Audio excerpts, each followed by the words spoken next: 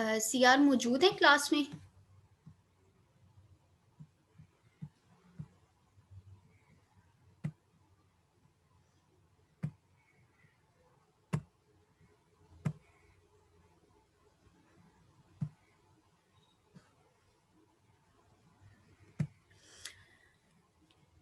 CR ने अभी join नहीं किया? नहीं, मैं अभी ज्वाइन नहीं किया सीआर में। ओके।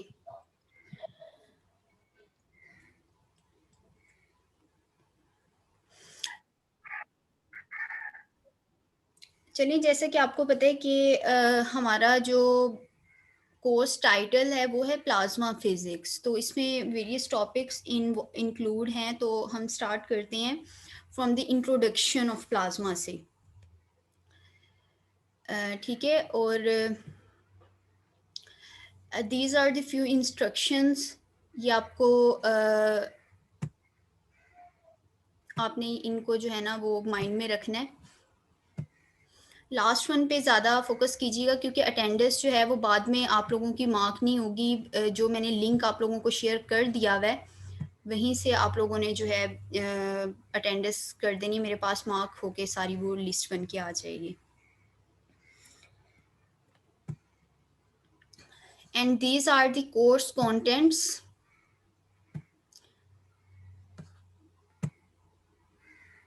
और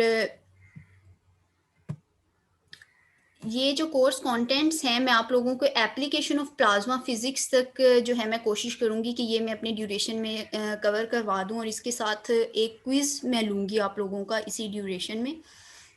और अगर ये टाइम से पहले आप लोगों के ख़त्म हो जाते हैं, then I will assign you some topic for presentation, और आपको जो है ना कुछ प्रेजेंटेशन के टॉपिक असाइन किए जाएंगे, वो आपने प्रेजेंटेशन देनी होगी।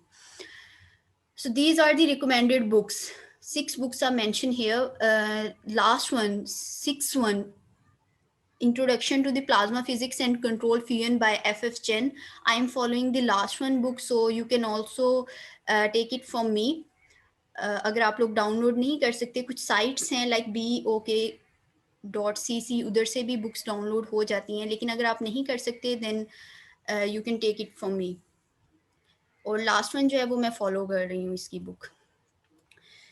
These are the outlines for today's lecture.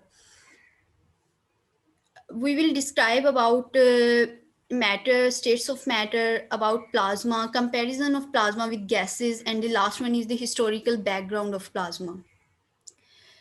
क्योंकि हमें पता है प्लाज्मा जो है वो एक स्टेट ऑफ मैटर है, फोर्थ स्टेट ऑफ मैटर है। तो इस वजह से पहले जो है वो मैटर को मैं थोड़ा डिस्क्राइब कर दूंगी, ताकि जो है प्लाज्मा को समझना इजी हो जाए। Then we will move toward fourth state plasma. Okay, there is the definition of matter. Anything that has the mass and takes up space is called matter. हम ये बचपन से ही पढ़ते आ रहे हैं ऑलमोस्ट कि मैटर क्या है, और हमें ये भी पता है कि मैटर जो है वो टाइनी पार्टिकल्स से मिलके बने हुए होते हैं, जो कि एटम्स कहलाते हैं। और अगर सेम टाइप ऑफ एटम्स जो हैं वो कंबाइन करें तो हम उसको कहते हैं कि ये एलिमेंट्स हैं। अगर different type of atoms combine करके कोई मैटर बना रहे होते हैं, तो हम उसे मॉलिक्यूल या उसको हम कंपाउंड्स का नेम दे देते हैं।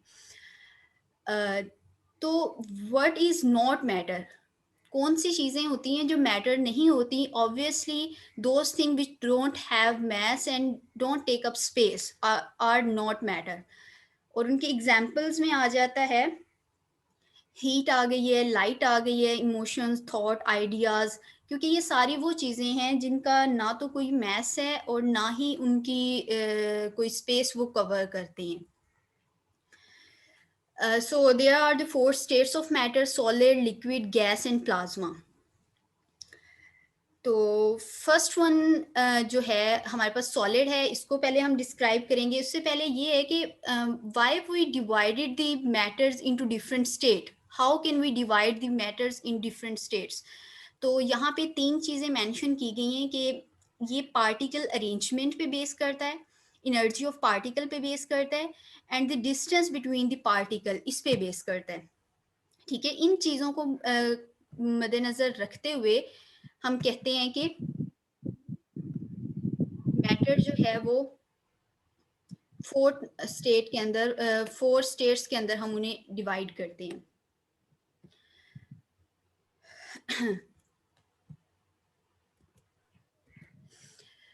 अच्छा, नेक्स्ट है काइनेटिक थ्योरी ऑफ मैटर, और ये हमें चीज़ पता है कि मैटर जो होते हैं वो पार्टिकल से मिलके बने होते हैं, और हर पार्टिकल जो है वो मोशन में होता है, चाहे वो सॉलिड का हो, चाहे वो लिक्विड का हो, चाहे ही वो गैस का हो, तो हर पार्टिकल जो है वो मोशन में होता है। तो इसे कहा जाता है कि ये काइनेटिक थ्योरी ऑफ मैटर है कि all the particles of all matter is in motion. ठीक है,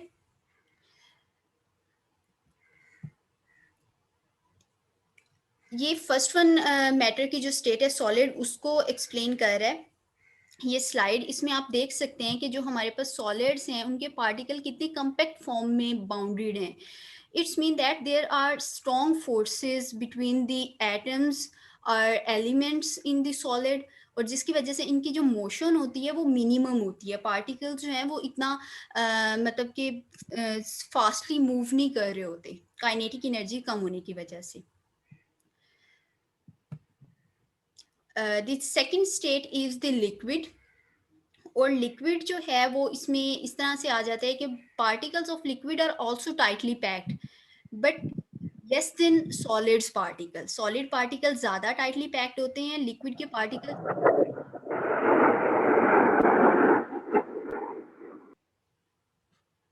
जो है वो पैकिंग इतनी ज़्यादा कॉम्पैक्ट नहीं होती। और सेकंड थिंग इज़ लिक्विड जो है वो उनका इंडिफिनाइट शेप होती है एंड और डिफाइन वॉल्यूम भी नहीं होता, इसी वजह से कि उनके अंदर फोर्सेस जो हैं वो एज सच एज स्ट्रॉन्ग नहीं होती जितनी सॉलिड्स के अंदर होती हैं। तो लास्ट वन जो थर्ड वन जो है वो गैसेस हैं। वी आल्सो नो दैट कि गैसेस के मॉलिक्यूल्स बहुत एक दूसरे से फासले पे होते हैं, और उनकी शेप भी डिफाइन नहीं होती और उनका वॉल्यूम भी डिफाइन नहीं होता। लिक्विड का वॉल्यूम डिफाइन होता है, गैसेस का वॉल्यूम डिफाइन नहीं होता। और अच्छा, यहाँ तक हमने बात कर ली है 3 स्टेट्स ऑफ मैटर्स की जिनमें solid, liquid and gas involve था। द नेक्स्ट वन इज कि what happen if we increase the temperature of gas up to 1000, up to 10,000 or more than 10,000? तो क्या होगा कि अगर हम इतना ज़्यादा टेम्परेचर इंक्रीज कर देते हैं तो क्या होगा। तो ऑब्वियस सी बात है कि अगर आप टेम्परेचर इंक्रीज कर रहे हो, एज अ रिजल्ट उसकी काइनेटिक एनर्जी इंक्रीज होगी। काइनेटिक एनर्जी इंक्रीज होगी, इट्स मीन कि वहाँ पे मोशन ज़्यादा होगी। अब एटम्स या उनके मॉलिक्यूल्स ऑलरेडी बहुत फासले पे हैं, डिस्टेंस पे हैं, तो अब मज़ीद इंक्रीज करने से ये होगा कि उनके इलेक्ट्रॉन्स की एनर्जी इंक्रीज हो जाती है। उनकी एटम्स के जो है इलेक्ट्रॉन्स वो मतलब न्यूक्लियस से भी निकलने की कोशिश करते हैं। उनकी आपस की जो एटॉमिक फोर्सेस हैं वो वीक होना स्टार्ट हो जाती हैं और वो आयंस की फॉर्म में कन्वर्ट होना स्टार्ट हो जाती हैं। So the fourth one state is plasma. Plasma is actually an ionised gas. तो ऐसा ही है कि जैसे आप मजीद टेम्परेचर इंक्रीज करोगे गैस आयोनाइज होना स्टार्ट हो जाएगी। इट्स मीन प्लाज्मा जो है वो बनना शुरू हो जाएगा। तो प्लाज्मा एक आयोनाइज्ड गैस ही होती है। अब इसमें सेकंड पॉइंट देखिए कि plasma is a good conductor of electricity. जाहिर सी बात है जब चार्जेस मौजूद हैं, आयंस मौजूद हैं, and we also know the definition of current that flow of charges को ही हम करंट कह रहे होते हैं। सो इलेक्ट्रिसिटी इसके अंदर है। आपने इलेक्ट्रोमैग्नेटिक थ्योरीज पढ़ी हुई हैं काफ़ी सारी कि अगर इलेक्ट्रिसिटी जो है वो कहीं से फ्लो कर रही है इलेक्ट्रिसिटी, तो ऑब्वियस सी बात है कि उसके गिर्द मैग्नेटिक फील्ड जो है वो जनरेट हो जाती है। तो उसमें फिर मैग्नेटिक फील्ड जो है वो भी आ जाती है। और लास्ट में यही बताया गया है कि इसकी भी कोई डिफाइंड शेप नहीं होती और ना ही कोई डिफाइंड वॉल्यूम होता है। तो यहाँ पे थोड़ी सी इसकी एक्सप्लेनेशन है कि व्हाट इज प्लाज्मा। प्लाज्मा क्या है। प्लाज्मा के बारे में यहाँ पे एक्सप्लेन किया गया है कि ये फोर्थ स्टेट ऑफ मैटर है। नूरीन अपना माइक ऑफ कर दे। प्लाज्मा जो है वो फोर्थ स्टेट है, और इसमें ये देखें आप कि प्लाज्मा जो है वो बहुत ज़्यादा लो प्रेशर जो होता है, लो प्रेशर के ऊपर और हाई टेम्परेचर के ऊपर जनरेट होता है। अब हम अक्सर पढ़ते हैं बिग बैंग थ्योरी के बारे में। तो मेरे ख़्याल से तो इसे फर्स्ट स्टेट ऑफ मैटर होना चाहिए, क्योंकि जब कुछ भी नहीं था, ना अर्थ थी, ना कोई सॉलिड्स थे, लिक्विड थे, तो उस वक़्त मोस्टली जो था वो प्लाज़्मा ही मौजूद था। तो इसे फर्स्ट स्टेट ऑफ मैटर होना चाहिए, लेकिन क्योंकि हमने इसको डिस्कस जो है वो लास्ट में किया है, तो इस वज़ह से इसे फोर्थ स्टेट ऑफ मैटर जो है वो कंसीडर कर लिया जाता है। और इसके अंदर हमारे पास पॉज़िटिवली आयन्स होते हैं, फ्री इलेक्ट्रॉन्स होते हैं और न्यूट्रल पार्टिकल्स भी इसके अंदर होते हैं हमारे पास। ये किसकी ग्रामेटिकली शो की हुई है एक डायग्राम, जिसमें आयन्स को, इलेक्ट्रॉन्स को और न्यूट्रल पार्टिकल्स को जो है वो शो किया गया है कि इस तरह करके जो है वो मिक्सचर टाइप होता है। ये जैसे पॉजिटिव चार्ज को शो किया हुआ है, ये न्यूट्रल हैं, ये जो येलो कलर के हैं ये इलेक्ट्रॉन्स को शो कर रहे हैं। तो इस तरह से जो है ना वो प्लाज्मा इन चीज़ों का कॉम्बिनेशन होता है। तो यहाँ पे इंट्रोडक्शन में कुछ पॉइंट्स मेंशन किए गए हैं कि plasma means mouldable substance. Plasma is जो वर्ड है वो एक्चुअली ग्रीक लैंग्वेज का एक वर्ड है जिसका मतलब है मोल्डेबल, जिसको हम चेंज कर सकते हैं। जेली लाइक इसका मतलब कि ये प्लाज्मा की नेचर होती है। तो फोर्थ स्टेट है, और यहाँ पे फिर वो थर्ड पॉइंट में ये मेंशन किया गया है कि जितना ज़्यादा आप हीट अप करते जाओगे गैसेस को, उतना ही ज़्यादा प्लाज्मा जनरेट होना शुरू हो जाएगा, इलेक्ट्रिकल कंडक्टिविटी शो हो जाएगी। यहाँ पे आपने दो बातें याद रखनी है प्लाज्मा से related. The first one is the quasi neutrality and the second one is the collective behaviour. Quasi neutrality का मतलब होता है कि मतलब कि ये फुली तौर पे न्यूट्रल नहीं होते। अगर आप एक पार्ट उसका देखोगे तो उसका मतलब होगा कि जो वो न्यूट्रल नहीं है। ओवरऑल आप देखोगे तो वो न्यूट्रल होगा, लेकिन अगर हाफ उसका पार्ट देख रहे हो वो न्यूट्रल नहीं होगा। तो ये थोड़ा यूनिक बिहेवियर शो करता है प्लाज्मा कि उसके अंदर जो है ना वो कॉजी न्यूट्रलिटी होती है। And second one is the collective behaviour. इसमें हम आप ये नहीं कह सकते दिस एटम और दिस आयन और this electron is behaving individually, बल्कि हर एटम जो है वो हर पार्टिकल उसके अंदर जो होता है वो दूसरे पार्टिकल्स के ऊपर इफेक्ट कर रहा होता है। तो इस वजह से हम उसे कहते हैं कि प्लाज्मा ऑलवेज बिहेविंग कलेक्टिवली। तो कलेक्टिव बिहेवियर ही उसका देखा जाता है। हम इंडिविजुअली एक एक चीज को उसके अंदर नहीं देख सकते, क्योंकि हर पार्टिकल दूसरे पार्टिकल के ऊपर फोर्स एक्सर्ट कर रहा होता है। And I think you also know that the 99% of universe is consist of plasma. 99% still सिर्फ ये अर्थ है जहाँ पे हम मुख्तलिफ चीज़ें देख सकते हैं। यूनिवर्स बहुत बड़ी है, तो 99% ऑफ यूनिवर्स जो है वो प्लाज्मा पे ही कंसिस्ट करती है। और ये ज़मीन में भी बहुत सी मतलब जगह है, जैसे एटमॉस्फेरिक लेयर है उसके बाहर की, तो वो भी प्लाज्मा ही रखती है। और हम खुद यहाँ पे लैब्स में भी प्रिपेयर करते हैं इसको, प्लाज्मा को। यहाँ पे जो है ये इनको कंपेयर किया गया है solids, liquid and gas and plasma की प्रॉपर्टीज को। वही जो मैं पीछे सारा डिफाइन करके आई हूँ उसी चीज़ को थोड़ा सा एलैबोरेट किया हुआ है इन्होंने। फोर्स, बाइंडिंग फोर्स के बारे में बताया हुआ है, वाइब्रेटरी मोशंस के बारे में बताया हुआ है, चार्ज के बारे में डिस्कस किया हुआ है कि कौन सी जो है वो स्टेट ऑफ मैटर किस तरह से बिहेव करती है। Okay, this one is the diagram of conversion from solid to plasma. You can see in first picture that solid is converting into liquid when you provide heat to solid. While the second one, liquid is converting into gas. When you provide more heat to gas, then it will convert into plasma. तो आपको ये भी पता है जैसे सन का जो है वहाँ पे टेम्परेचर बहुत ज़्यादा हाई होता है, और वहाँ पे ऑलमोस्ट जो है वो प्लाज्मा ही एग्जिस्ट करता है। तो यहाँ पे एक चीज़ इंटरेस्टिंग है, ये आप लोगों ने देखनी भी है, सर्च आउट कीजिएगा इसके बारे में। फर्दर में नेक्स्ट लेक्चर जब हम प्रोडक्शन ऑफ प्लाज्मा के बारे में पढ़ेंगे then I will further explain it. कि हमारे पास प्लाज्मा का टेम्परेचर बहुत हाई होता है, इतना हाई होता है कि किसी भी चीज़ को वो प्लाज्मा के अंदर कन्वर्ट कर सकता है। इसको आप टच नहीं कर सकते। तो how can we produce this plasma in our laboratory? Laboratory के अंदर हम किस तरह से प्लाज्मा को जनरेट कर सकते हैं?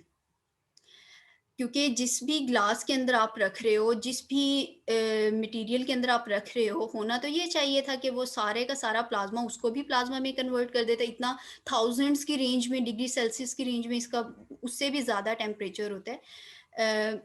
तो ये एक मिस्ट्री है और इसके बारे में हम नेक्स्ट लेक्चर में डिस्कस करेंगे कि किस तरह से प्लाज्मा को लेबोरेटरीज के अंदर जो है ना वो प्रोड्यूस किया जाता है। ओके, ये है गैसेस और प्लाज्मा को जो है वो आपस में कंपेयर किया गया यहाँ पे, मुख्तलिफ उसकी प्रॉपर्टीज को कंपेयर किया गया है। First one is the electrical conductivity. अभी मैं पहले एक्सप्लेन करके आई हूँ कि गैसेस की इलेक्ट्रिकल कंडक्टिविटी बहुत कम होती है, एक आध उसके अंदर आयन होगा या कोई चार्जेस होंगे जिसके अंदर से वो इलेक्ट्रिसिटी को फ्लो करवा सकती है, जबकि प्लाज्मा की इसके ऑपोजिट बिहेवियर है, due to the presence of ions and charges वो इलेक्ट्रिकल कंडक्टिव होते हैं। Second one is independency. Independency में ये आ जाता है कि आप जो गैस है उसके इंडिविजुअल मॉलिक्यूल्स को देख सकते हो। वो इंडिविजुअल मॉलिक्यूल जो है वो उसके अंदर ग्रेविटी भी होती है, मॉलिक्यूल्स आपस में कोलाइड भी कर रहे हो तो दो या दो से मतलब तीन, मैक्सिमम तीन कोलाइड कर सकते हैं आपस में। लेकिन जो प्लाज्मा है उसके अंदर आपके पास चार्जेस मौजूद होते हैं, इलेक्ट्रॉन्स होते हैं, आयंस होते हैं, प्रोटॉन्स होते हैं, न्यूट्रॉन्स होते हैं और पार्टिकल्स भी होते हैं। तो उसमें आप जो है वो नहीं मतलब कि उनको देख सकते कि इंडिविजुअली उनको नहीं देखा जा सकता, कलेक्टिवली ही देखा जाता है। Third one is the velocity distribution. Velocity distribution में जो गैस है वो मैक्सवेलियन वेलोसिटी डिस्ट्रीब्यूशन के रूल को फॉलो करता है, वाइल प्लाज्मा जो है वो इसको फॉलो नहीं करता। रीज़न क्या है? मैक्सवेलियन वेलोसिटी डिस्ट्रीब्यूशन आप लोगों ने शायद पढ़ी हो, उसके अंदर इस तरह से होता है कि हम सिस्टम को आइडियलाइज करते हैं। आइडियलाइज का मतलब ये है कि गैसेस के पार्टिकल्स को लिया जाता है, वो आपस में अगर कोलाइड कर रहे हैं, उनकी वेलोसिटीज को मेजर कर रहे हैं, किया जाता है। इसमें अगर वो कोलाइड कर रहे हैं तो इट्स मीन वो अपनी एनर्जी ट्रांसफर कर रहे हैं या थर्मली इक्विलिब्रियम कंडीशन में होते हैं। मतलब हमारे पास स्पेसिफिक रूल्स होते हैं, एनर्जी कंजर्वेशन, तो वो सारे रूल्स को गैसेस फॉलो करती हैं। तो इस वजह से इसको मैक्सवेलियन वेलोसिटी डिस्ट्रीब्यूशन इसके ऊपर अप्लाई होता है। प्लाज्मा के ऊपर क्यों नहीं होता? क्योंकि उसके ऊपर एक्सटर्नल फोर्सेस भी अप्लाई होती हैं। एक्सटर्नल फोर्सेस का क्या मतलब है? उनके अपने जो चार्जेस हैं, वो चार्जेस जो है जब इलेक्ट्रिकल कंडक्टिविटी उनके अंदर शो होती है, इलेक्ट्रिकल कंडक्टिविटी शो होने के बाद उसके अंदर मैग्नेटिक फील्ड जनरेट हो जाती है। मैग्नेटिक फील्ड जैसे जनरेट होती है, अगर बाहर से कोई भी चार्जेस फ्लो कर रहे हैं, बाहर की मैग्नेटिक फील्ड है, क्योंकि अर्थ भी एक मैग्नेट की तरह ही बिहेव करती है, तो वो फोर्स भी प्लाज्मा के ऊपर अप्लाई हो रही होती है। तो हम इसके ऊपर मैक्सवेलियन वेलोसिटी डिस्ट्रीब्यूशन को नहीं अप्लाई कर सकते। Last one is the same interaction, binary interaction. Gases will usually show binary collision. Three body जो है वो कुलियन, वो एक्सट्रीमली रेयर केस होता है कि हो, वाइल प्लाज्मा जो है उसके अंदर कलेक्टिव बिहेवियर उसका शो किया जाता है, इंटरेक्शन, क्योंकि बहुत से मॉलिक्यूल्स एट अ टाइम आपस में इंटरेक्ट कर रहे होते हैं, कोलाइड कर रहे होते हैं। तो यहाँ से नेक्स्ट जो हमारी डिस्कशन का टॉपिक है वो है हिस्टोरिकल बैकग्राउंड। अब हिस्टोरिकल बैकग्राउंड का मतलब ये है कि प्लाज्मा फिजिक्स के ऊपर कब से स्टडी स्टार्ट हुई, किसने पहले डिस्कवर किया, इसके क्या फैक्टर्स उन्हें इतने इंटरेस्टिंग लगे कि जो है इसको मतलब कि वो किया गया, स्टडी किया गया। तो फर्स्ट पे जो है वो लैंगमुइर ने जो है इसको डिस्कवर किया था, सबसे पहले इसको स्टडी किया था। वो इस तरह से, प्लाज्मा का नाम पहले से दिया गया था। यूजुअली आप सुनते भी होंगे ब्लड प्लाज्मा होता है, जैसे ब्लड के जो लिक्विड को सबसे पहले नेम प्लाज्मा दिया गया था। तो उसमें जो रेड और वाइट ब्लड सेल्स होते हैं उनको ऐसे मतलब कि कहा गया कि जैसे ये इलेक्ट्रॉन्स और प्रोटॉन्स की तरह बिहेव कर रहे होते हैं। तो लैंगमुइर एक्चुअली ये स्टडी नहीं कर रहा था, प्लाज्मा के बारे में उसने स्टडी नहीं कर रहा था, वो कुछ और एक्सपेरिमेंट कर रहा था, जिसके रिजल्ट में प्लाज्मा जनरेट हो गया। और उसने जब इसको देखा कि इसकी मिड में जो है वो आयंस जनरेट हो गए, 1927 में वो एक्सपेरिमेंट कर रहा था, तो उसने इसका नाम जो है वो प्लाज्मा का दे दिया कि इसका टेम्परेचर बहुत हाई है और ये आयंस पे जो है वो मुश्तमिल होता है। फिर उसके बाद जो है पहली बार अर्थ के ऊपर प्लाज्मा को डिस्क्राइब किस तरह से किया गया, रेडियो वेव्स जैसे हम भेजते हैं सैटेलाइट्स के थ्रू रेडियो वेव्स भेजी गई। रेडियो वेव्स का इंटरैक्ट हुआ, जो प्लाज़्मा के एटमॉस्फेयर के ऊपर लेयर थी उसके साथ इंटरैक्ट हुआ। इंटरैक्ट होने के बाद दोनों के पास चार्जेस थे, तो चार्जेस की वजह से वो इंटरैक्ट हुआ, तो कुछ गूस सिग्नल, मतलब कि ऐसे सिग्नल जिनका नहीं पता था, जो खुद से नहीं भेजे गए थे, वो एक्स्ट्रा थे, कभी कम हो जाते थे इतने सिग्नल, कभी ज़्यादा हो जाते थे। तो वो गूस सिग्नल उनको नाम दिया गया कि ये पता नहीं ज़मीन के ऊपर ऐसी क्या चीज़ है जिसकी वजह से जब हम रेडियो वेव्स को भेजते हैं तो वो उसके साथ इंटरैक्ट करती हैं और एज़ अ रिज़ल्ट कुछ गूस सिग्नल जो है ना वो रिसीव होते हैं। तो फिर उन्होंने इस चीज़ को आयनोस्फीयर का कह दिया था, क्योंकि जो रिज़ल्ट्स उनके पास आ रहे थे, ऑब्वियस सी बात थी, वहाँ पे कोई ऐसे आयन्स प्रेज़ेंट हैं अर्थ की एटमॉस्फेयर के ऊपर, जो कि इसकी लेयर को जो है वो सॉरी, इसकी वेव्स को जो है, रेडियो वेव्स को डिस्टर्ब कर रहा था। तो सेकेंडली जो है वो फिर एल्फ्वेन ने इसकी मैग्नेटिक प्रॉपर्टीज़ के ऊपर बहुत सी स्टडी की, क्योंकि उसके अंदर से इलेक्ट्रिसिटी कंडक्ट होने की वजह से मैग्नेटिक फील्ड जो जनरेट हो रही थी, तो उसको स्टडी किया। मैग्नेटो हाइड्रोडायनेमिक्स का नेम दिया कि जो मूवमेंट ऑफ इलेक्ट्रॉन की वजह से जो मैग्नेटिक फील्ड जनरेट हो रही थी, उसको डिस्कस किया गया कि ये किस तरह से इसको हम वेरी कर सकते हैं, किस तरह से हम कंट्रोल कर सकते हैं, कैसे इसकी एनर्जीज़ जो हैं वो हाई हैं, लो हैं, ये सारी चीज़ें जो हैं वो एल्फ्वेन ने इसको डिस्कस किया था।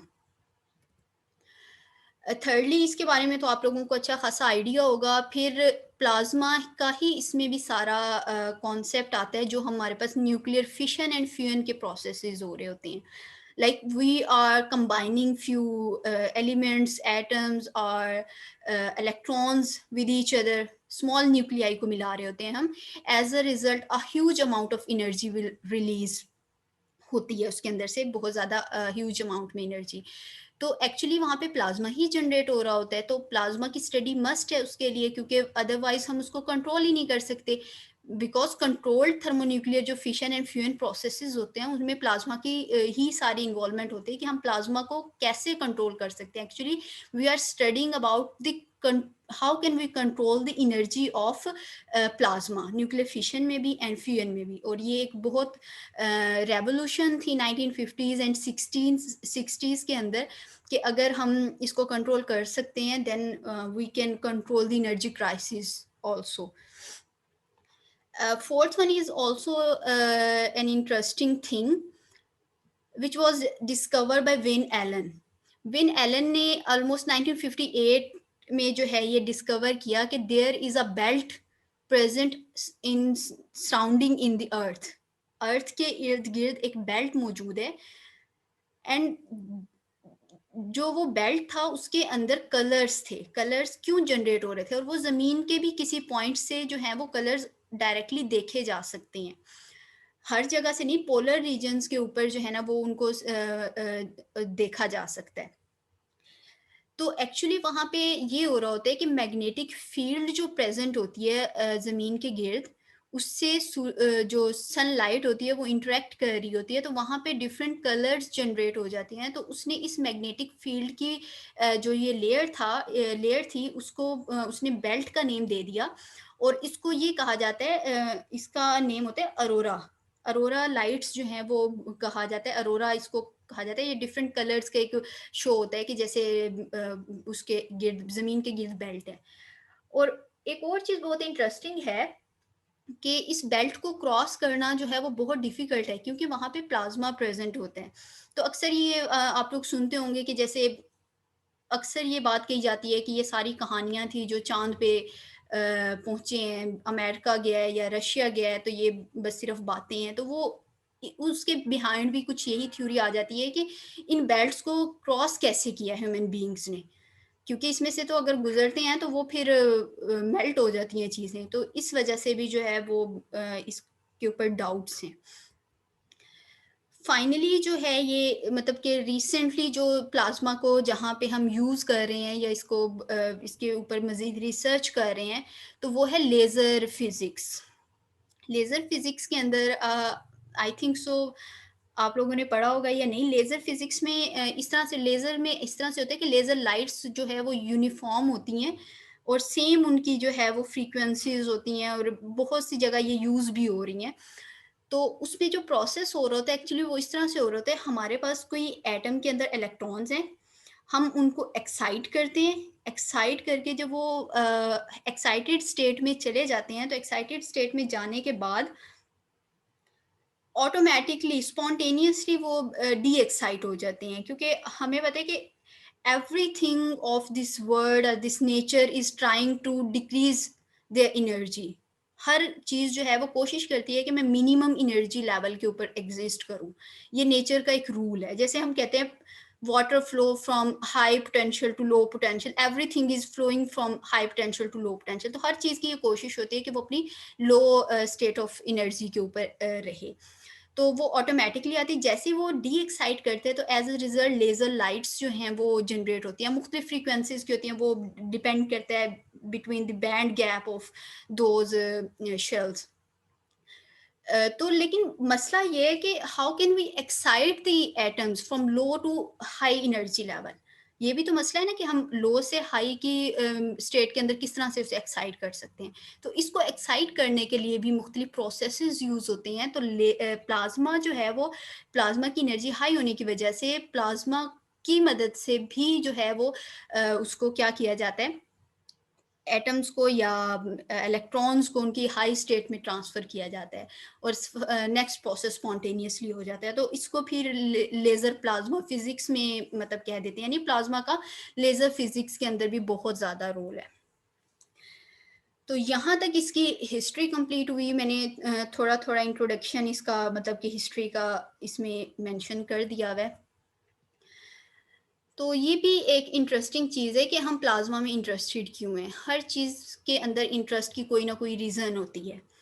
तो सिमिलरली प्लाज़्मा की इंटरेस्ट में क्या-क्या रीज़न्स हो सकती हैं? ये चीज़ आप लोगों को मालूम होगी या नहीं, फ़िज़िक्स की हमें पता है कि 2 फ़ील्ड्स होती हैं, एक थ्योरेटिकल होती है, एक एक्सपेरिमेंटल होती है। एक्सपेरिमेंटल में सारी इलेक्ट्रॉनिक्स की साइड पे आ जाती हैं कि हम डिवाइसेस बना रहे हैं, ट्रांजिस्टर्स बना रहे हैं, ये सारी चीज़ें आ जाती हैं। थ्योरेटिकल थ्योरेटिकल के अंदर जो है वो आप डिस्कस करते हैं एस्ट्रोफिज़िक्स को, यूनिवर्स को, कि ज़मीन के अलावा हमारी यूनिवर्स के अंदर क्या-क्या चीज़ें हैं, कैसे एग्ज़िस्ट कर रही है ये अर्थ। क्योंकि ह्यूमन नेचर ही है, क्यूरियोसिटी है, इसको जुस्तजू होती है कि न्यू से न्यू डिस्कवर करें। तो एस्ट्रोफिज़िक्स जो आ जाती है वो थ्योरेटिकल की तरफ आ जाती है और ये एक मुकम्मल तौर पे जो है वो प्लाज़्मा पे ही बेस करती है। अगर आप ज़मीन से बाहर निकलते हैं, आप कहीं भी जा रहे हैं, मार्स पे जा रहे हैं, आप जुपिटर पे जा रहे हैं, मून पे जा रहे हैं, आपको प्लाज़्मा से गुज़र के ही जाना पड़ेगा। हर चीज़ में आपको प्लाज़्मा को स्टडी करना पड़ेगा। जितने भी एस्ट्रोफिज़िस्ट हैं या ये नासा की हैं, हमारी स्पार्को है पाकिस्तान की, तो ये सारी जो हैं वो मतलब प्लाज़्मा से ही रिलेटेड इनकी स्टडीज़ होती हैं कि किस तरह से हम कंट्रोल कर सकते हैं, कैसे इसको डील किया जा सकता है। तो ये सारी रिसर्च जो एस्ट्रोफिज़िक्स में होती है, ये सारी प्लाज्मा को ही कवर करके मतलब हम इसको फर्दर प्रोसीड कर सकते हैं। और फ्यून एनर्जी है, जैसे फ्यून एनर्जी में भी ये भी बहुत इंटरेस्टिंग फील्ड है। नो डाउट इसके बहुत से साइड इफ़ेक्ट्स भी हैं।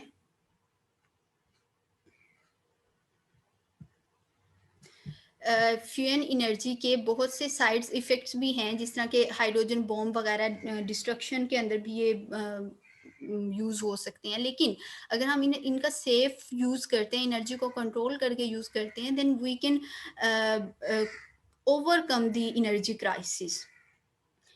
और थर्ड वन, अगर हम अपनी अर्थ की बात करते हैं, तो हमारी अर्थ का भी जो अपर एटमॉस्फेरिक लेयर है वो सारी की सारी किस पे बेस करती है, वो भी सारी प्लाज्मा पे ही बेस करती है।